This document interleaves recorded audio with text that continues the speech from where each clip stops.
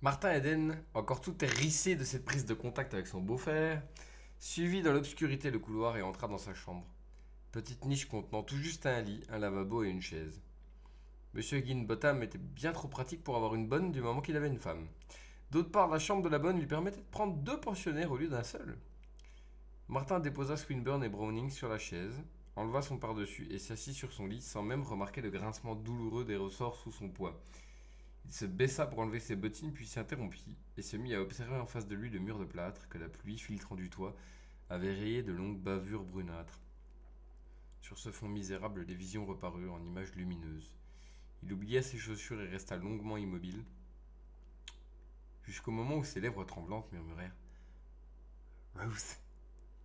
Il répéta ce nom à l'infini, comme un talisman, un mot magique. Chaque fois qu'il le prononçait, en effet, le visage aimé apparaissait devant ses yeux, illuminait le pauvre mur d'une clarté radieuse. Et cette clarté envahissait toute chose, entraînait son âme vers elle sur des rayons incandescents. Tout ce qu'il y avait de meilleur en lui s'amplifiait, magnifiquement ennobli et purifié.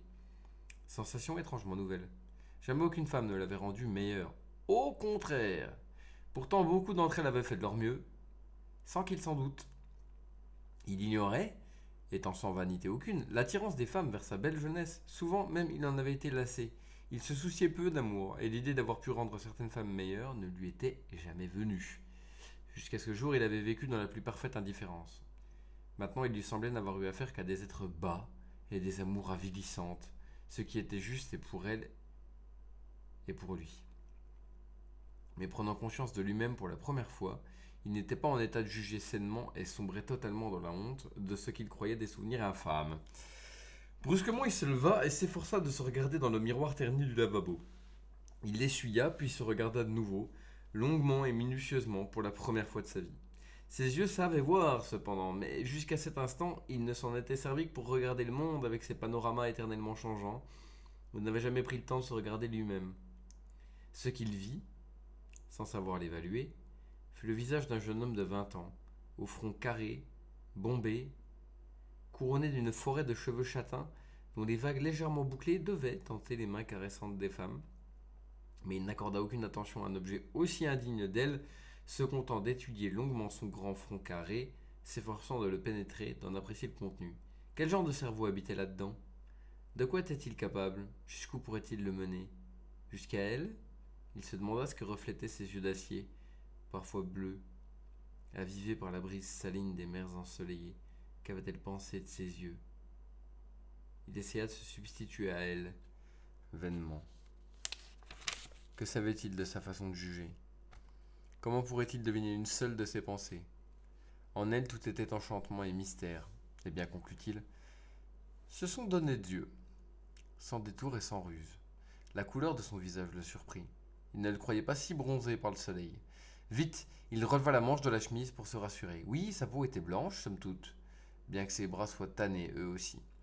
Il tendit le bras, tâta son biceps et chercha l'endroit le moins touché par le soleil. Là, c'était très blanc. La pensée qu'autrefois son visage avait été aussi blanc que ça le fit rire. Il ne s'imaginait pas un instant que peu de flammes blondes aient pu se flatter d'avoir la peau aussi blanche et aussi douce que la sienne, là où elle avait échappé aux atteintes du soleil. Il avait une bouche d'enfant, quand les lèvres pleines, sensuelles, ne se serraient pas trop durement sur les dents, ce qui alors rendait sévère et même ascétique cette bouche sensuelle, vraiment faite pour l'amour et pour la lutte. On la sentait aussi bien capable de savourer les douceurs de la vie que de renoncer à ces mêmes douceurs pour dominer la vie. Le menton, la mâchoire, fort et légèrement agressif, accentuaient cette impression de volonté corrigeant la sensualité, la tonifiant en quelque sorte. Et des dents blanches, régulières et solides, n'avaient jamais eu besoin du dentiste. Il le remarqua avec plaisir en poursuivant son examen. Mais une pensée le troubla tout à coup. N'y avait-il pas des gens qui se lavaient les dents tous les jours? Des gens très supérieurs à lui, certes, des gens de sa classe à elle. Elle, naturellement, se lavait les dents tous les jours. Que penserait-elle de lui si elle apprenait que de sa vie, il ne se les a nettoyés? Il décida d'acheter une brosse à dents et de prendre cette habitude dès le lendemain. Des exploits héroïques ne suffiraient pas à la conquérir. Il lui fallait s'éduquer en tout, s'habituer même au port du col empesé, bien que cette seule évocation lui parût une véritable atteinte à son indépendance. Il étendit la main, en tâta du pouce l'intérieur calleux et contempla la crasse qui s'y était incrustée, sans qu'aucune brosse soit parvenue à l'en débarrasser. Combien sa peau, mais elle, était différente. Il frissonna délicieusement à ce souvenir. Elle était couleur de pétales de rose, se dit-il, et fraîche et douce comme un flocon de neige. Comment une simple main de femme pouvait-elle si adorablement douce? En se représentant ce que pouvait être la caresse d'une main pareille, il rougit, comme pris en faute, s'en voulut d'une telle pensée, incompatible avec la vénération mystique qu'il vouait à cette blanche créature éthérée. Cependant, la douleur de cette main le poursuivit. Il était habitué à la peau rugueuse des ouvrières et des femmes du peuple. Eh bien, il le savait, pourquoi leurs mains étaient rudes. Sa main à elle était douce, parce qu'elle n'avait jamais travaillé. L'abîme qui les séparait se creusa davantage à la pensée troublante de quelqu'un qui n'avait pas besoin de travailler pour vivre. Il s'imagina tout à coup ce qu'était l'aristocratie, les gens qui n'ont besoin de rien faire. Et sur le mur devant ses yeux, elle prit la forme d'une puissante statue de bronze qui le défiait de toute sa gigantesque stature. Il avait toujours travaillé, toute sa famille aussi, et Gertrude donc. Quand ses mains n'étaient pas durcies par le ménage, elles étaient rouges et crevassées par la lessive. Et sa sœur Marianne, elle avait travaillé dans une fabrique de conserve l'été précédent, et ses jolies mains fines étaient complètement tailladées par le coupage des tomates. L'hiver d'avant, l'extrémité de deux de ses doigts avait été enlevée par une machine, dans une manufacture de boîtes en carton. Il se rappela les mains rugueuses de sa mère, couchée dans son cercueil, et son père avait travaillé jusqu'au dernier soupir. La corne de ses mains devait bien avoir 1 centimètre d'épaisseur à sa mort. Mais ses mains à elle étaient douces, celles de sa mère aussi, ainsi que celles de ses frères. Cette dernière pensée l'étonna. C'était un signe terriblement précis de leur caste supérieure et de l'énorme distance qui les séparait de lui. Il se rassit sur le lit avec un rire amer et enleva ses bottines. Il était idiot. Un visage de femme, les mains blanches et douces d'une femme l'avaient saoulé. Puis sur le mur délabré, une autre vision apparut. Il se vit devant une sinistre maison garnie, la nuit, à Londres, dans East End. Devant lui se tenait Maggie, une petite ouvrière de fabrique de 15 ans. Il l'avait accompagnée chez elle, après le Bean Feast. Elle habitait ce garni sinistre dont les pourceaux n'auraient pas voulu. Il lui avait tendu la main en disant bonsoir, et elle lui avait tendu ses lèvres. Mais il n'avait pas voulu l'embrasser, elle lui faisait un peu peur. Alors, elle avait refermé sa main sur la sienne, et l'avait serrée, fiévreusement. Il sentait les cales de ses mains frotter contre les siens, et une grande pitié lui gonflait le cœur. Il voyait ses yeux affamés, pleins de désir, et son pauvre corps de jeune femelle mal nourrie, d'une maturité précoce, déjà flétrie. Alors doucement, il l'avait enveloppée de ses deux bras, s'était baissé, et l'avait embrassée sur les lèvres. Il avait encore dans les oreilles son petit cri heureux, et la sentait se pelotonner contre lui comme une chatte, pauvre petite malheureuse. La vision de cette nuit-là le poursuivait. Sa chair se hérissait encore, comme alors, quand elle s'était accrochée à lui désespérément, et son cœur fondait de pitié. C'était une soirée grise, d'un gris sale, une pluie triste souillait le pavé. Puis, une lumière chaude irradiait la muraille, substituant à cette vision le blanc visage de l'autre, couronné d'or, lointaine, inaccessible comme une étoile. Il prit Browning et Swinburne sur la chaise et les embrassa. Ah, elle m'a tout de même dit de revenir, se dit-il. Une dernière fois, il se regarda dans la glace et déclara tout haut, solennellement: Martin Eden, demain matin, à la première heure, tu iras à la bibliothèque populaire et tu t'instruiras sur les bonnes manières. Compris? Il éteignit le gaz et les ressorts gémirent sous son poids. Mais il faut cesser de jurer, Martin, mon vieux. Il faut absolument cesser, conclut-il. Puis il s'endormit et fit des rêves qui, par leur folie et leur audace, rivalisaient avec ceux des mangeurs de hashish. Le lendemain matin, à son réveil, les senteurs enivrantes de ses rêves d'or s'étaient dissipées pour faire place à une lourde odeur de lessive et de linge sale qui était la manifestation même d'une vie misérable.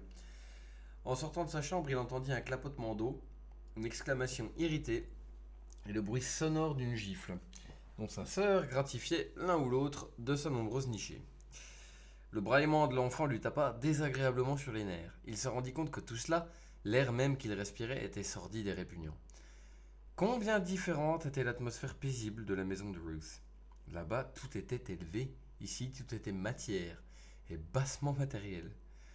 Viens ici, dit Alfred, dit-il à l'enfant qui pleurait, tout en explorant la poche de son pantalon, où, selon son habitude, il portait son argent. Il en sortit 25 cents qu'il mit dans la main du petit après l'avoir dorloté un instant. Va-t'en vite à présent. Cours acheter des sucres d'orge et n'oublie pas d'en donner aussi à tes frères et tes sœurs. Surtout, achète de ceux qui durent très longtemps. Sa sœur releva la figure empourprée qu'elle penchait au-dessus de la lessiveuse et le regarda. 2 cents t'aurait suffi, dit-elle. C'est bien toi, ça. Aucune idée de la valeur de l'argent. Le gosse va s'en donner une indigestion. Oh, ça va bien, 6, répondit gaiement Martin. Il trouvera bien à les dépenser. Si t'étais pas si occupé, je t'embrasserais. Il avait envie d'être affectueux envers sa sœur, qui était bonne et qu'il aimait à sa manière.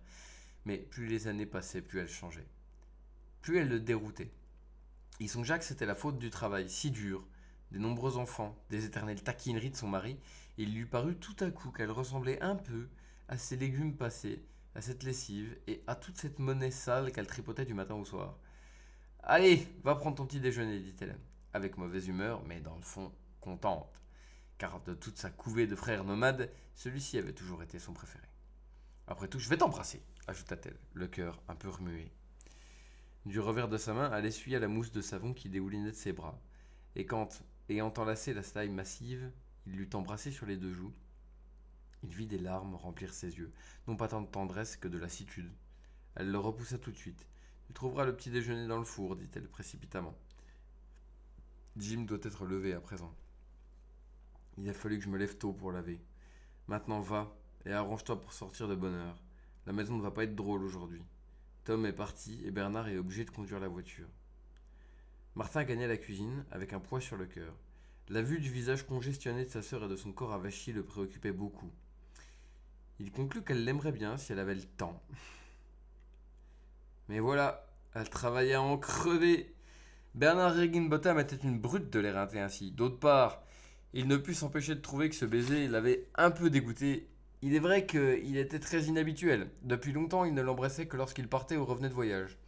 Ce baiser à la mousse de savon manquait de charme, car c'était celui d'une femme fatiguée depuis si longtemps qu'elle a oublié ce que c'est qu'un baiser. Il se souvint d'elle, jeune fille, quand elle dansait toute la nuit avec les meilleurs danseurs, après une dure journée de blanchissage, sans se préoccuper du dur lendemain. Puis il pensa à Ruth et imagina la douceur de ses lèvres. Son baiser devait ressembler à sa poignée de main et à son regard. Il devait être appuyé et doux à la fois. Oui, il osa évoquer la vision de sa bouche sur la sienne, et cela si vivement qu'un vertige le saisit et qu'il lui sembla tourbillonner dans un nuage de pétales de rose embaumés.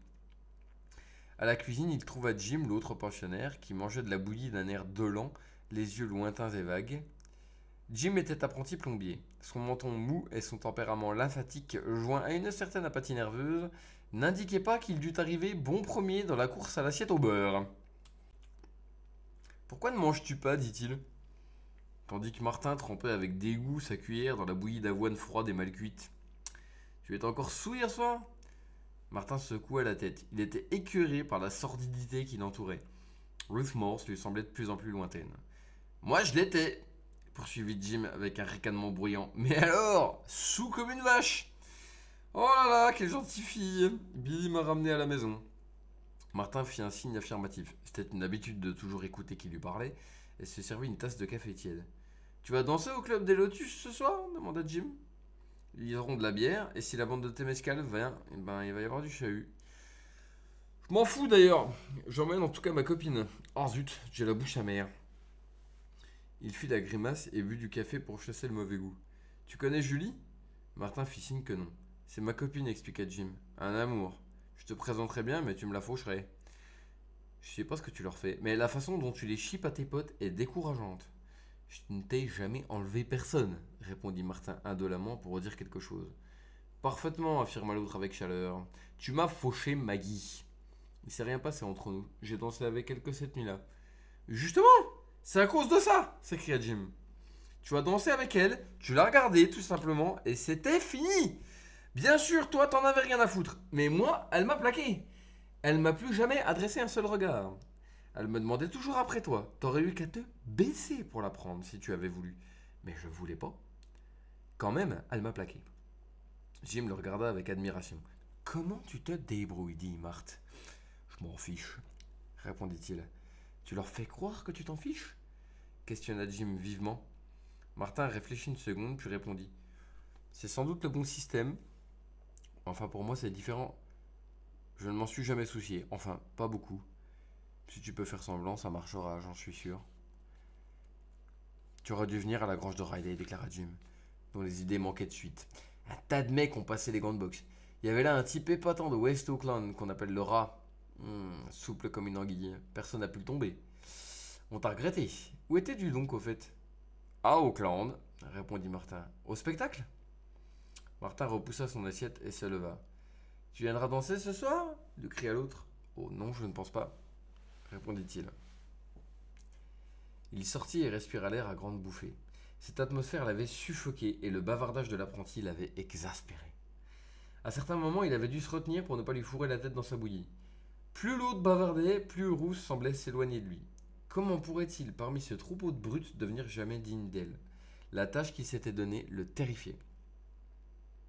Tant il se sentait handicapé par l'atavisme de sa classe. Tout se coalisait pour l'empêcher de s'élever. Sa sœur, la maison de sa sœur et sa famille, Jim, l'apprenti, toutes ses connaissances, ses moindres attaches, et il trouva un goût amer à l'existence. Jusqu'alors, il l'avait acceptée telle qu'elle était et trouvée bonne. Il ne l'avait jamais interrogée, excepté dans les livres.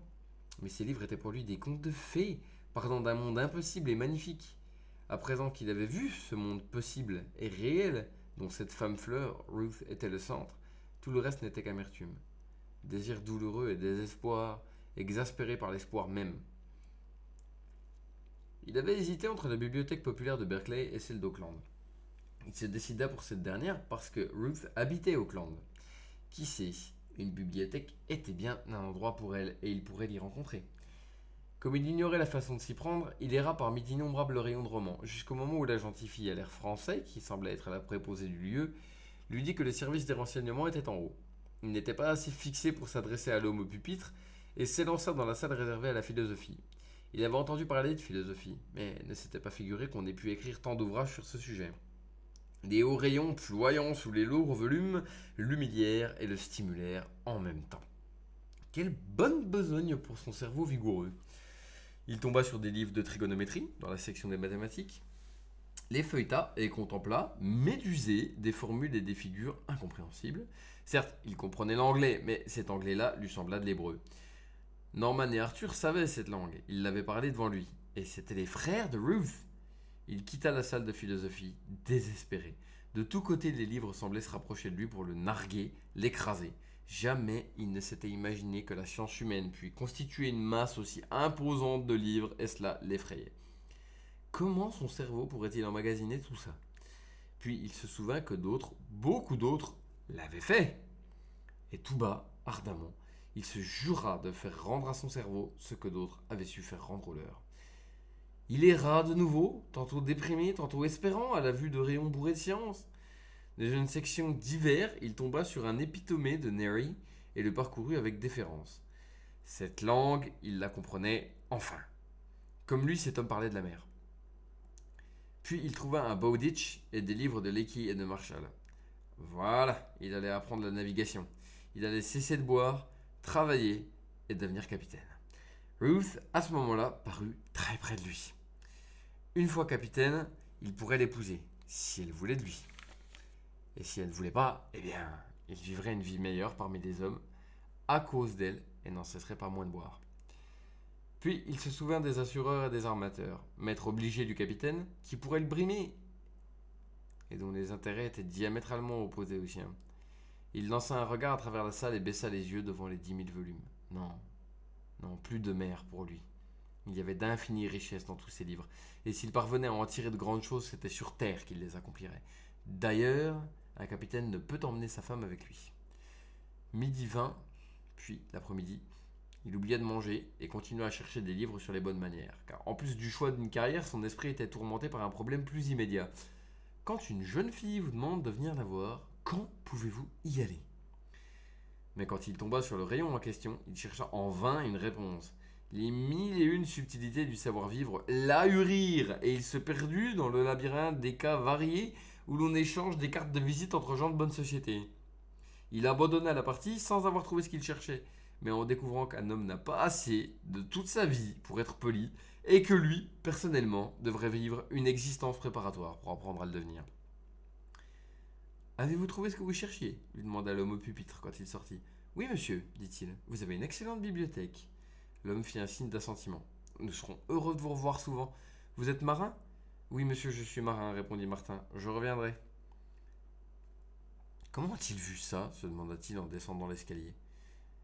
Et dans la rue, pendant quelques minutes, il s'efforça à une démarche raide et gauche, mais, bientôt perdu dans ses pensées, il reprit le gracieux balancement qui lui était habituel.